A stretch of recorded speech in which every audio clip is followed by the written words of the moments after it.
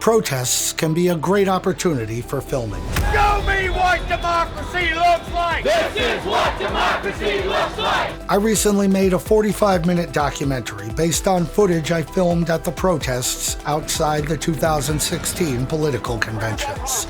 I thought I'd share a little bit about my experience while filming and some of the challenges I faced.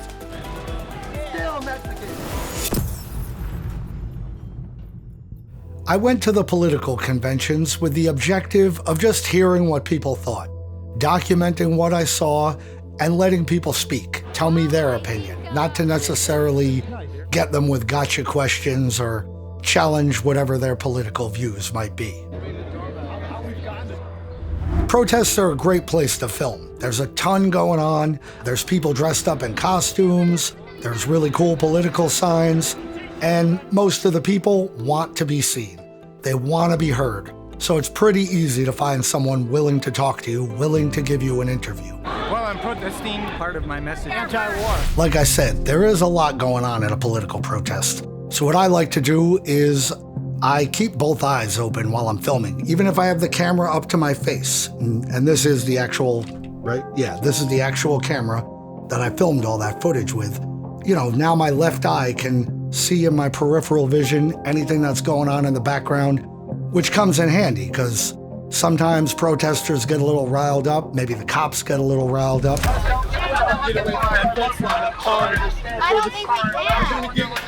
At one point at the Democratic convention, there's a bunch of assholes shaking a fence. A bunch of pacifists came and got between them and the fence. And right now, I'm ready to protect these police. And then riot police flooded out, and basically where I was standing, I was trapped between a fence and a wall of riot police. You know, luckily they just kind of came out to intimidate everybody and went back on their merry way. That was weird. What was that all about? Intimidation. But it helped make me realize, you know, no matter what, you gotta constantly be on your toes, be aware of what's going on, and not just solely focused on what I'm looking at through the camera lens. Other than, you know, those few minor bits of excitement with the cops and the protesters, I actually had the most issues with the media. I had several times I'd be talking to somebody, people would come up and try to hijack my interview, just start asking questions while I was, you know, engaged in a conversation with someone. I tried to take a pretty proactive approach. In my opinion, the media was like very reactive. They would wait for something to happen or wait for someone else to start filming a person, and then they would all swarm around. The best example I can give is like this right here. I saw this guy from across the park waving his flag. I did my best to anticipate where he was heading to, and when he got there, I was there with my camera rolling. There's over 300 million people in this country, and you want the same f***ing name back in the White House? There hasn't even been 50 f***ing presidents. I got him giving his little spiel, and then afterwards I moved on. But this happened. I mean, there's gotta be about 40 people there, just all pointing their cameras and microphones at this guy, all getting the exact same footage, the exact same soundbite, which to me is just kind of silly. Like, my objective is not to get what everyone else gets, but to bring my own unique approach to it, if I can, even if that just means I'm bringing a unique approach of who I interview. You know, I went into this documentary assuming there was going to be amazing things happening that I was not going to film for one reason or another. Maybe I was all the way across the park where people were protesting. Maybe I was just taking a break. Or maybe a battery died. I had to switch batteries on my camera. You know, it's just not possible to film everything. So rather than trying to get the stereotypical kind of evening news soundbite, I was trying to, you know, bring something unique and let people actually speak and share their political views. Water is life. Water is life. When it came to editing, I could have gone in all sorts of directions.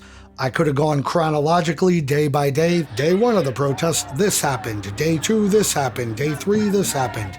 That would have gotten a bit repetitive. but it also would have broken up the flow. We would have been ping-ponging back and forth between, on day 2, people got arrested. Then on day 3, they had this candlelight vigil for the death of democracy, but there was still a whole other day of the convention to go. So that would have been almost like a premature ending. Mostly, I just decided to let the footage dictate what I could do with it. Some of the interviews I didn't use because just the audio wasn't that great. With the microphone setup I had at the time, I wasn't able to capture super clean and crisp audio all the time. And I mean, you had people shouting, you had people playing the drums, there was a guy with a tuba at one point. So a lot of the footage, I just felt like it was too noisy. As a random side note, one of the clips that I thought was too noisy was this woman here dressed up like a butterfly. I actually have photos of her at a protest in 2012 and another protest in the fall of 2016. That could have been a cool little tidbit to include, but it would have been detracting and going off on a random side tangent and made the documentary very unfocused. Donald Trump condoms. Remember the election, your next election. For the first half, when I covered the Republican convention, I, really wanted to kind of give the feeling of what it was like to be at the convention. That was a little more all over the place with, the topics and the subject. For certain scenes, I have a couple of quick vignettes with just random protesters and random sound bites of people. I kind of wanted to give a little bit of a vibe of what it was like to actually be there.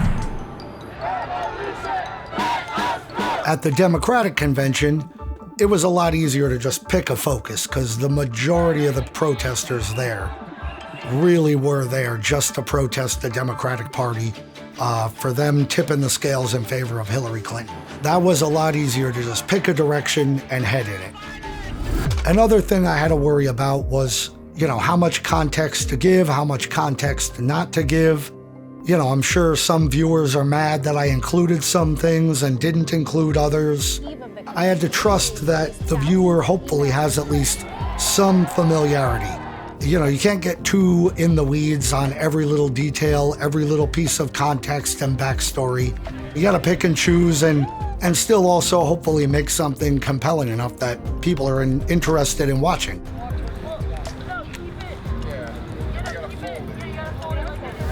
Overall, it was a fun documentary to make. All the way from filming 8 years ago to now editing, and if I ever do something like this again, I've learned a lot. I made a bunch of mistakes, and now I know how to capture better footage with cleaner audio and, just what to expect. So hopefully I can make a bit better product.